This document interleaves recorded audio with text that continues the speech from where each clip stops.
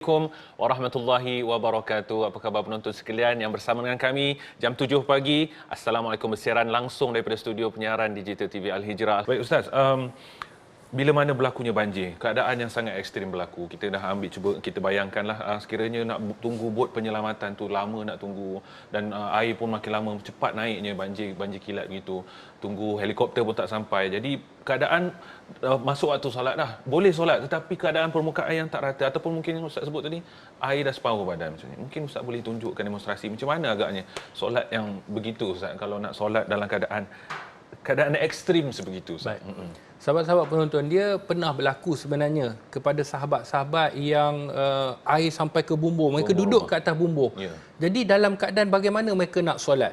Yang ni yang kita akan buat praktikal sebenarnya. Kita nak tunjukkan sekiranya dia tak boleh nak berdiri. Kerana pada minggu lepas kita dah tunjuk keadaan-keadaan yang mana orang sekiranya dia tak boleh duduk, dia bukan tak boleh duduk, dia boleh berdiri seketika, maka dia kena wajib berdiri seketika.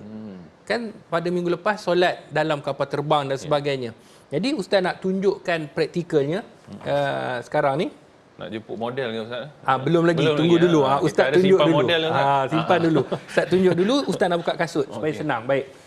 Bila kita berdiri sekarang ni, okey. Sekiranya kita ada tempat ruang untuk berdiri walaupun atas bumbung, contohlah kita rasa bumbung kita tu macam rata, kita boleh berdiri, kita kena solat dalam keadaan berdiri. Jadi jangan mudah-mudah, Ustaz saya dalam banjir boleh tak terus duduk? Tak boleh. Tengok keadaan itu. Sebab tu ittaqullah mastata'tum, takwalah kamu kepada Allah atas kemampuan. Tengok dulu kemampuan itu.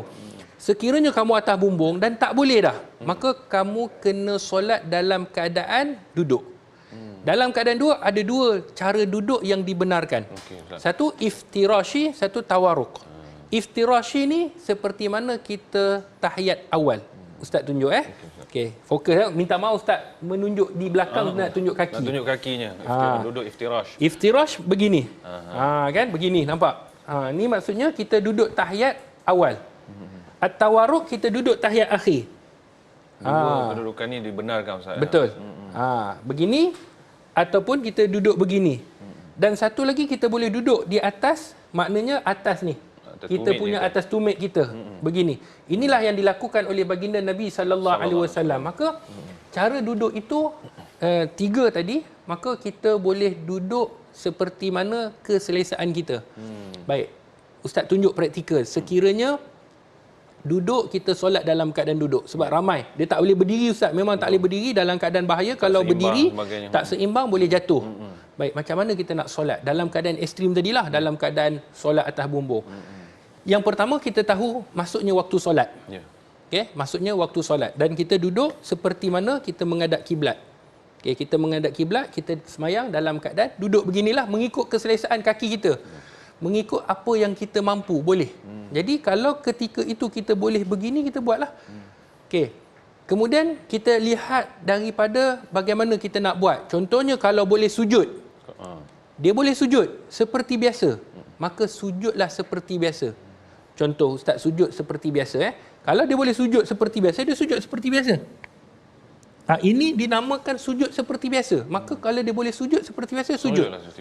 Tetapi kalau, ialah kadang-kadang di atap rumah ni, kadang-kadang dia tak boleh sujud. Atas pokok, Ustaz nak sujud macam mana? Rebah saya. Lagi Ustaz. Baik, ketika itu kita sujud seperti yang Ustaz akan tunjukkan. Kita duduk, kemudian kita niat macam biasa, solat macam biasa. Cuma bezanya kita tak berdiri. Kita pun angkat takbir. Allahu Akbar. Kita baca doa iftitah sekiranya kita nak. Sebab tu sunnah. Kalau kita rasa nak buat yang wajib, kita baca Al-Fatihah sahaja. Kalau nak, kita tambah surah. Kemudian, kita rukuk. Okay? Sami Allahu liman hamidah. Kita Allahu Akbar, kita rukuk. Rukuk tu dalam keadaan, lepas kita baca surah, kita nak rukuk dalam keadaan sedikit, tunduk sedikit ke depan. Tunduk sedikit berbanding kita daripada tadi duduk tegak. Maknanya kita tunduk sedikit. Okey, kemudian kita lepas rukuk kita Sami Allahu liman hamidah. Rabbana walakal hamd. Sama ada tangan ni di atas paha. Tak perlulah macam ni. Tangan atas paha, ataupun kata ulama kita letak balik dekat sini. Tetapi ikut keselesaan, kata ulama kita letak je atas paha kita. menandakan kita bangun. Kemudian apa yang kita buat? kita sujud. Tadi kita kata sujud, boleh sujud, kita sujud. Tapi sekiranya tak boleh sujud, kita sujud lebih daripada rukuk tadi. Oh, lebihkan tunduknya. Tunduknya. Rukuk Contohnya rukuk begini, sujud dia mesti ke bawah lagi. Duduk di antara sujud seperti biasa. Kemudian sujud lagi, kita sujud. Tak perlulah tangan ke bawah. Tak perlu. Letak tangan ke bawah, kita tak stabil. Jadi kita letak je atas paha, kita isyaratkan kita sujud. Syarat dia mesti rukuk dengan sujud itu beza. Mestilah. Rukuk begini, sujud ke bawah. Nampak beza? Mesti lebih rendah ya. Rukuk, ni rukuk, sujud mesti. Dia tak boleh rukuk macam ni, sujud pun macam ni. Dia tak boleh. Dia tak boleh sama. Dia kena ada beza. Kalau kata pinggang dia sakit, rukuk sedikit, sujud mesti bawah sikit. Mesti lagi bawah. Walaupun dia tak sujud bawah lagi, sebab tak mampu, maka dia sujud kena ada perbezaan dengan rukuk dan sujud tadi. Jadi sehinggalah dia buat rakaat pertama begitu, rakaat kedua pun begitu, ketiga dia bangun tadi daripada sujud ni, Allahu Akbar, macam biasa. Sampailah tahiyat akhir. Okey, masya-Allah. Kadang-kadang bila mana berlakunya musim banjir ni sendiri, dulu bila solat tu kiblat tu macam Ustaz kata tu, pokok ada kat depan, tiba-tiba dah musim banjir ni pokok tak ada dah. Kiblat dah berubah Ustaz. Macam mana Ustaz kalau solat tak tahu mana kiblat ni, jam pula mati nak cek kiblat ke apa pun tak tahu. Apakah solusinya Ustaz? Baik, sahabat-sahabat penonton yang dirahmati Allah. Ini berlaku sebenarnya. Kadang-kadang ada orang yang biasa pergi ke surau, pergi ke masjid, dia dah tahulah surau dan masjid ni. Hari tu masjid, surau, rumah semua berubah. Pokok dia dah tahu, pokok dia bukanlah ada solat mengiblatkan pokok. Kiblat tak berubah. Cuma dia tahu kiblat yang tu, oh pokok ni maknanya selalunya tanda lah. Tandanya. Tiba-tiba pokok tu pun runtuh ataupun pokok tu tumbang. Jadi macam mana dia nak solat dalam keadaan begitu? Baik. Kata para alim ulama, dia ada beberapa cara. Yang pertamanya, sekiranya dia mengetahui terbenamnya matahari. Kan dia tahu matahari tu terbenam di belah mana, dia tahu, maka solatlah di arah matahari terbenam. Itu teori yang paling senang. Kalau dia tak tahu matahari terbenam tu bagaimana, dia pun tak tahu dah dengan dalam keadaan dia tengah malam gelap gelita ni takut ataupun mungkin matahari pun dia tak tahu, dia ialah dalam keadaan tertentu. Jadi dia boleh solat dalam keadaan dia berijtihad. Al-ijtihad, dia boleh berijtihad. Maksudnya ijtihad, katakan dia rasa ini kiblat dia. Okey, saya gunakan contoh Azri lah. Azri pun takbir. Dia rasa takbir macam biasa, Allahu Akbar. Okey. Tengah-tengah solat, dia dah rakaat pertama, ni bayangkan rakaat kedua pula. Dia dah rakaat kedua. Dia dah rakaat pertama, dia dah solat. Rakaat kedua, dia datang. Aku rasa kiblat ni bukan arah ni lah.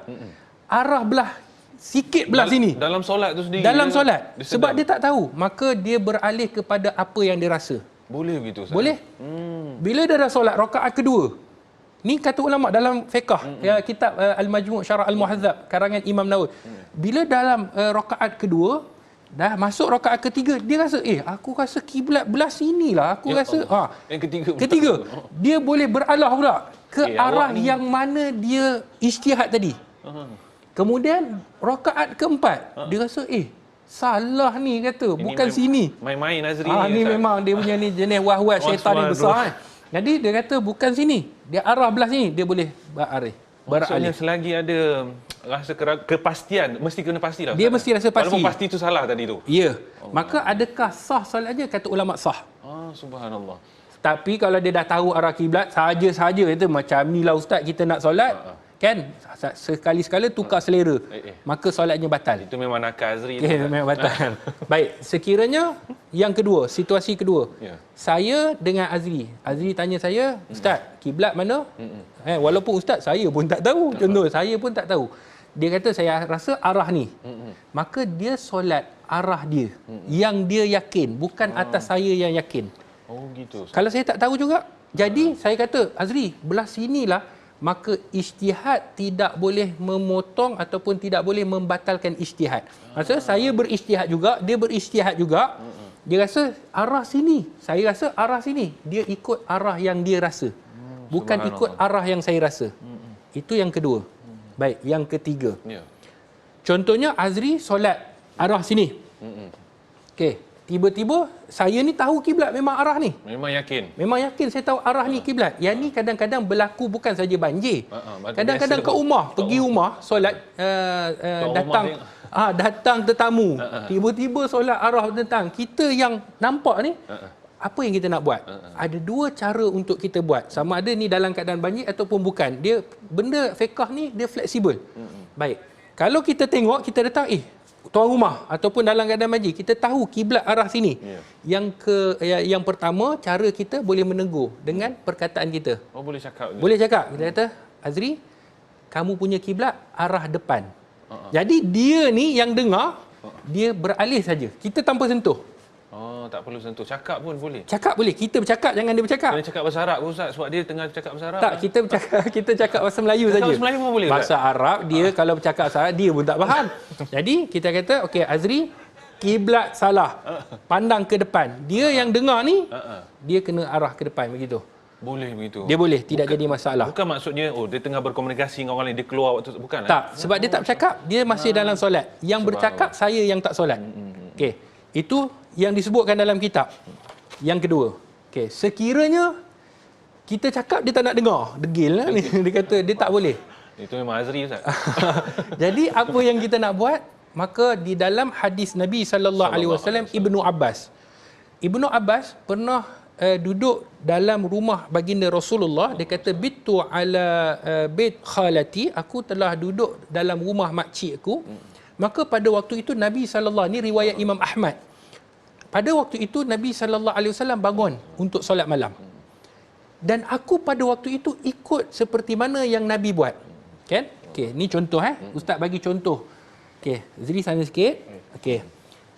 Waktu itu Nabi sallallahu alaihi wasallam nak solat, bila Nabi nak solat, Nabi takbir. Ni Azri duduk ni. Okey, duduk biasa. Okey, Nabi takbir. Ibnu Abbas ni contoh saja tau. Contoh nak fahamkan hadis. Waktu tu Nabi dah takbir, Ibnu Abbas datang-datang masuk belah kiri baginda Rasulullah. Sedangkan salah. Makmum lelaki kena belah kanan. Maka apa yang dia buat ni cerita dalam apa yang diceritakan oleh Ibnu Abbas. Maka Nabi memusingkan aku, Nabi ambil pegangnya ni, Nabi tarik pegang waktu tu Ibnu Abbas budak lah. Nabi pegang kepala Ibnu Abbas, Nabi tarik belah kanan. Begini. Nabi gerakkan makmum itu daripada kiri ke kanan. Maka kerana itu sekiranya Azri depan balik, sekiranya Azri salah, kan, berdasarkan hadis tadi, Ustaz tahu dia salah, kita boleh menggerakkan dia berdasarkan hadis ini tadi, kata ulama, walaupun kita tak dalam keadaan solat. Sebab kalau dia solat dalam keadaan salah kiblat, tak sah solat dia. Sedangkan kita tahu kitalah yang berdosa, tak teguh. Maka kita boleh menggerakkan berdasarkan hadis tadi, kita gerakkan dia ke arah kiblat yang betul. Kalau lah dia ada ijtihad dia Ustaz, dia ni mana-mana aja Naufal ni duduk pusing aku. Dia pusing balik. Dia mana? Tak apa, boleh. Sekiranya saya pun tak tahu, dia pun tak tahu. Jadi dia pusing balik, dia rasa ini kiblat. Dia tetap arah yang dia yakin. Gitu. Tapi kalau dah pergi rumah saya, takkan nak melawan tokek. Saya kata ini rumah saya ke rumah kamu ni. Jadi saya kena pusingkan dia, ini kiblat. Kalau dia masih lagi dalam keadaan salah, habis solat kita kata Azri, awak tadi ni rumah saya kan, bukan rumah awak salah kiblat. Jadi dia kena semayang semula. Sebab kiblat dia kiblat yang salah. Alhamdulillah berakhir untuk topik kali ini. Ramai sahabat kita tanya lagi Ustaz. Macam sahabat kita Siti Hawa tanya, suami saya kena gaut, susah nak bangun, tolong ambilkan air sembahyang. InsyaAllah kalau boleh tentang fiqh orang sakit ni, insyaAllah nanti lepas ni minggu depan boleh insyaAllah. Boleh insyaAllah. InsyaAllah. Jazakumullah khairan katsira. Kita ucapkan kepada yang bahagia Syekhana Dr. Ustaz Dr. Nur Muhammad Hadi Zahlan, insyaAllah pengasas Pertubuhan Akademi Al-Bayan. Terima kasih kepada penonton, insyaAllah Akademi Assalamualaikum akan berehat sebentar insyaAllah. Selepas ini kita akan bersama dengan saudara Ola Nurdin insyaAllah. Terus setia bersama kami di Assalamualaikum insyaAllah. يهدي من يشاء وهو العزيز الحكيم.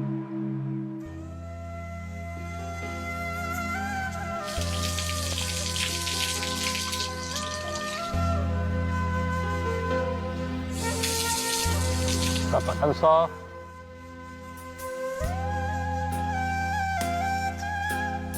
Islam. Kita pergi solat. Alhamdulillah. Allahu Akbar. ಅತ್ತ ನಾನೇ உங்கே ஒன்று நிஸ்பந்தா எனக்கு புரியுது.